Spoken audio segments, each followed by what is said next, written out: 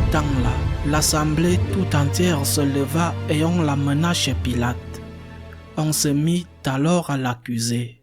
« Nous avons trouvé cet homme en train de semer le trouble dans notre nation. Il empêche de payer l'impôt à l'empereur et il dit qu'il est le Christ, le roi. » Pilate l'interrogea. « Es-tu le roi des Juifs ?» Jésus répondit. « C'est toi-même qui le dis. » Pilate s'adressa aux grands prêtres et aux foules. « Je ne trouve chez cet homme aucun motif de condamnation, mais ils insistaient avec force. Il soulève le peuple en enseignant dans toute la Judée. Après avoir commencé en Galilée, il est venu jusqu'ici. » À ces mots, Pilate demanda si l'homme était galiléen. Apprenant qu'il relevait de l'autorité d'Hérode, il le renvoya devant ce dernier qui se trouvait lui aussi à Jérusalem en ces jours-là. À la vue de Jésus, Hérode éprouva une joie extrême. En effet, depuis longtemps, il désirait le voir à cause de ce qu'il entendait dire de lui et il espérait lui avoir fait un miracle. Il lui posa bon nombre de questions, mais Jésus ne lui répondit rien. Les grands prêtres et les scribes étaient là et ils l'accusaient avec véhémence. Hérode, ainsi que ses soldats, le traita avec mépris et se moqua de lui.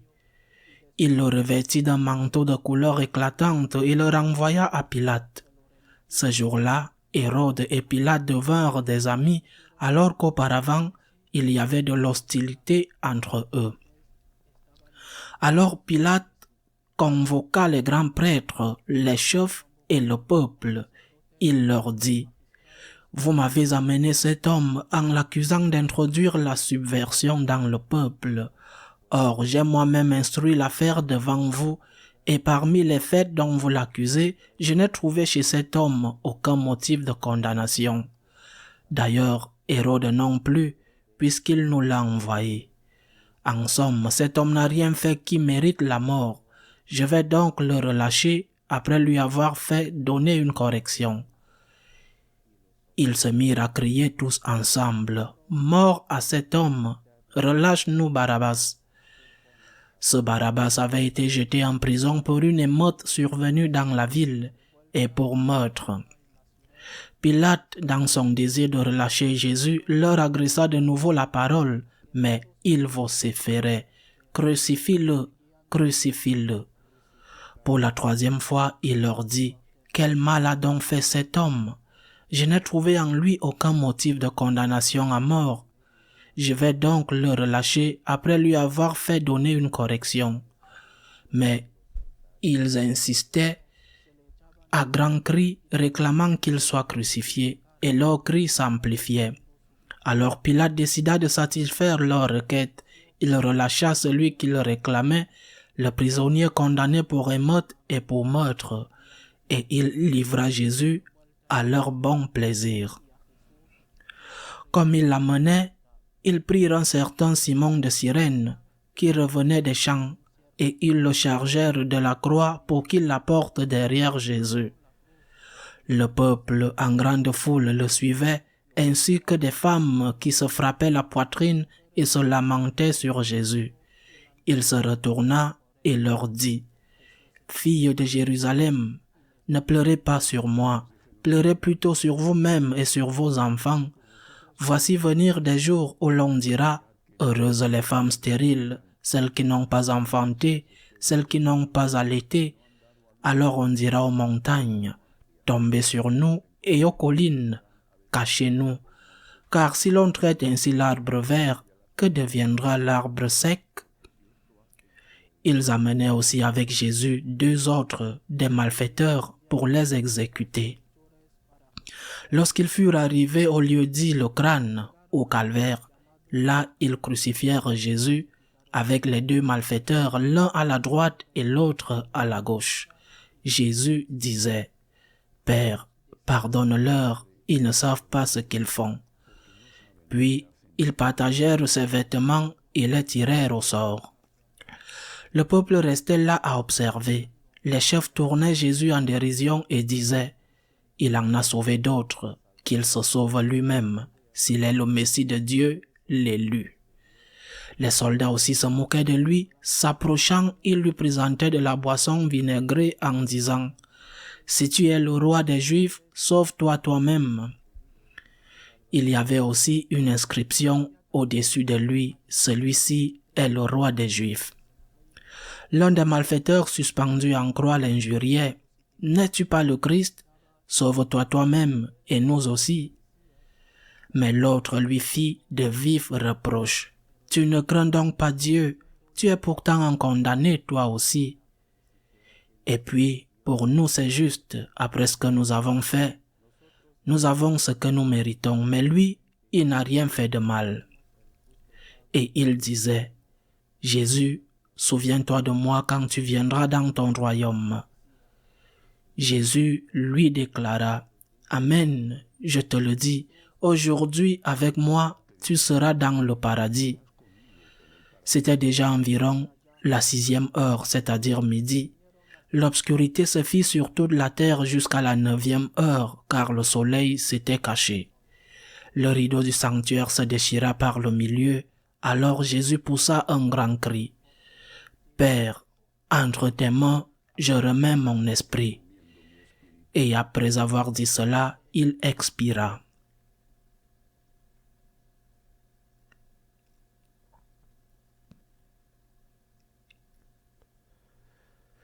À la vue de ce qui s'était passé, le centurion rendit gloire à Dieu. Celui-ci était réellement un homme juste. Et toute la foule des gens qui s'étaient rassemblés pour ce spectacle, observant ce qui se passait, s'en retournait en se frappant la poitrine. Tous ses amis, ainsi que les femmes qui le suivaient depuis la Galilée, se tenaient plus loin pour regarder. Acclamons la parole de Dieu.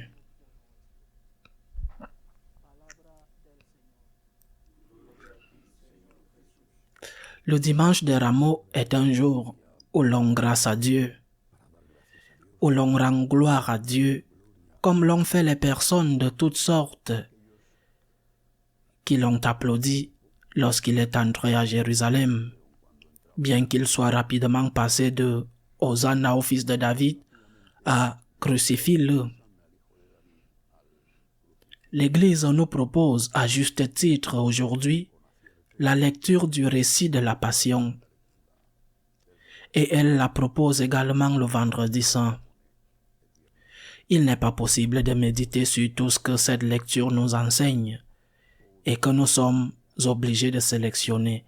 Mais il y a au moins 2 choses que je voudrais dire en ce dimanche des Rameaux.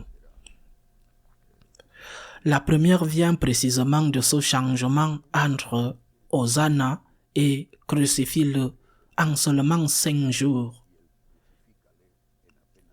Sommes-nous comme cela?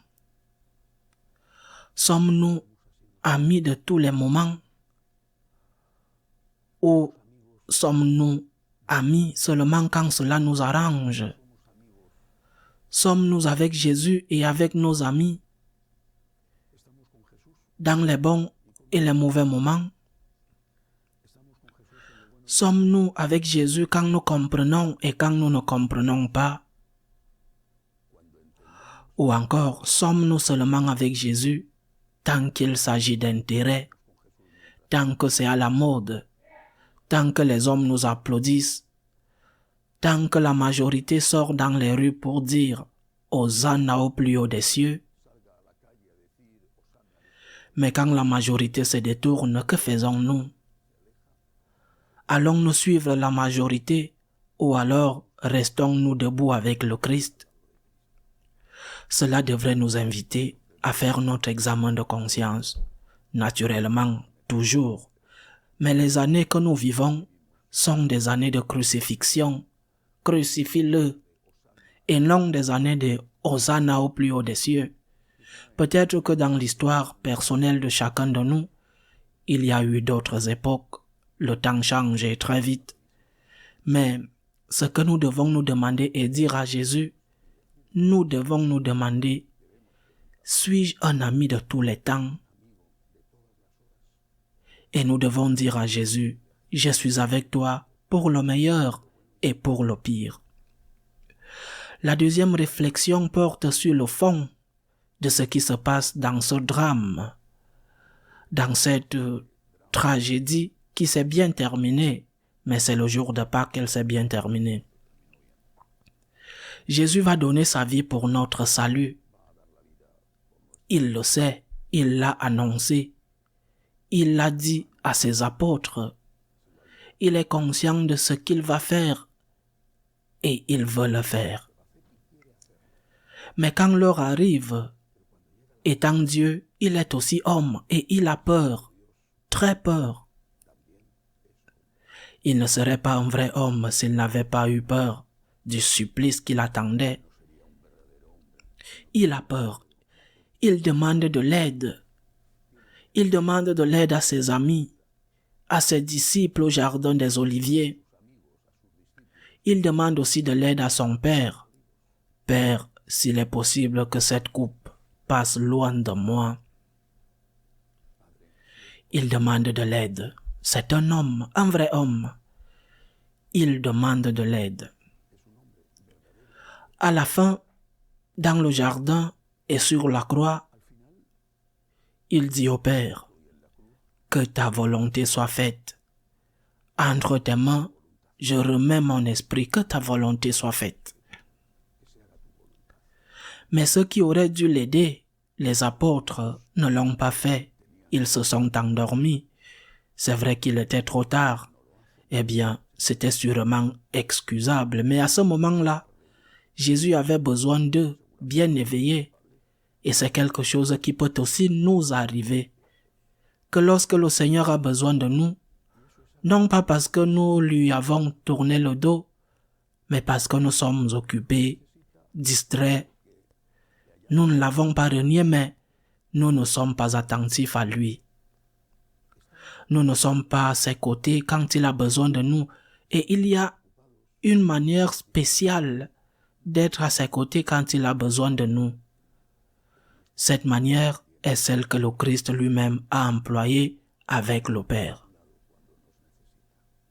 Accepter sa volonté. Accepter de ne pas comprendre. Accepter les problèmes de la vie. Accepter la volonté de Dieu. Accepter cette volonté n'a pas beaucoup de mérite lorsque les choses vont bien. Je ne pense pas que quelqu'un fasse une crise de foi s'il gagne à la loterie ou qu'il se dise « Pourquoi cela m'arrive-t-il?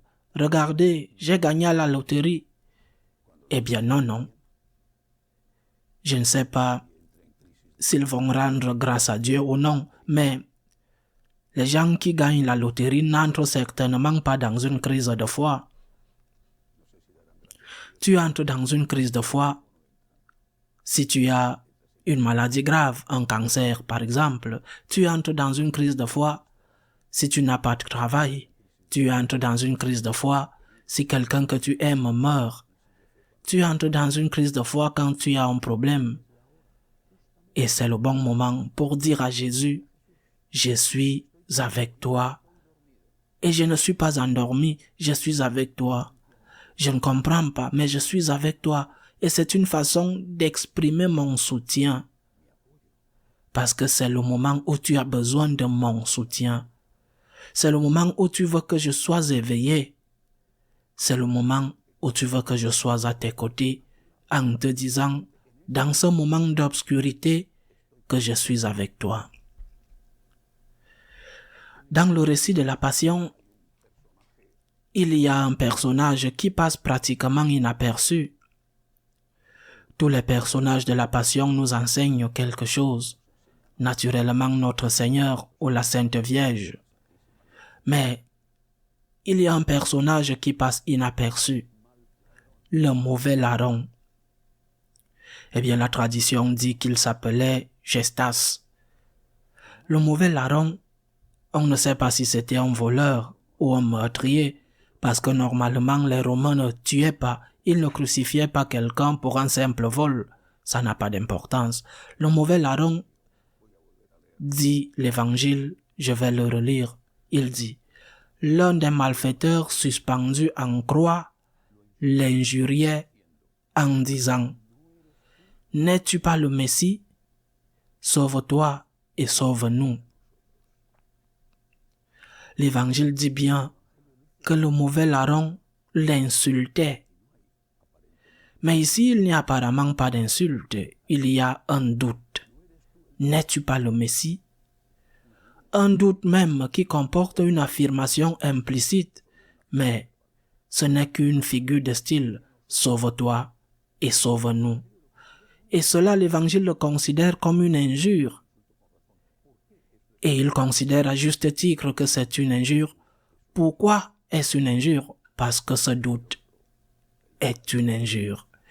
Et l'autre, le bon larron, le premier saint canonisé par le Christ lui-même encore vivant, ce larron défend notre Seigneur et dit à l'autre, tu n'as pas peur de Dieu, même pas étant dans le même supplice. Il confesse la divinité de Jésus. Il souffre comme l'autre, les deux de même. L'un confesse et l'autre doute. Et dans le doute, il y a un reniement. Et dans le reniement, il y a une moquerie.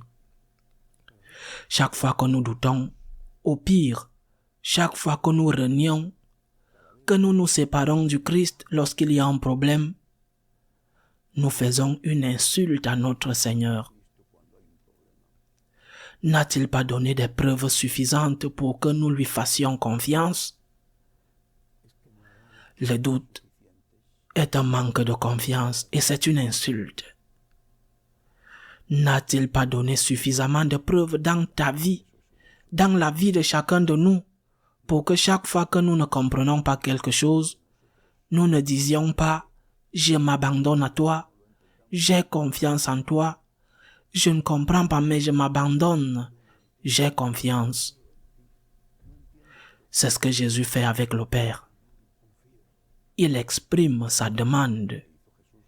S'il est possible que cette coupe passe loin de moi, il a des doutes. Seigneur, pourquoi m'as-tu abandonné? Mais il fait confiance. Entre tes mains, je remets mon esprit. C'eût été une insulte s'il n'avait pas terminé ses jours sur terre en s'abandonnant au Père. C'est une insulte. C'est une offense au Seigneur de ne pas avoir confiance en lui, de ne pas avoir confiance quand il faut avoir confiance. J'insiste, pas quand on gagne à la loterie, mais quand on a un problème. Il a fait plus que ce qu'il aurait dû faire pour gagner notre confiance. Il suffit que chacun de nous se souvienne de sa vie personnelle et surtout, il est mort sur la croix. Douter de son amour lorsque nous ne comprenons pas pourquoi ce qui nous arrive nous arrive. Douter de son amour est une insulte. Nier qu'il nous aime et s'éloigner de lui est une insulte qu'il ne mérite pas. C'est pourquoi nous devons terminer non seulement cette réflexion du dimanche des rameaux, mais nous devons terminer chaque jour de notre vie et nous devons terminer notre vie elle-même en disant toujours ceci. Entre tes mains, je remets mon esprit. Moi, Seigneur, j'ai confiance en toi. Loué soit Jésus-Christ.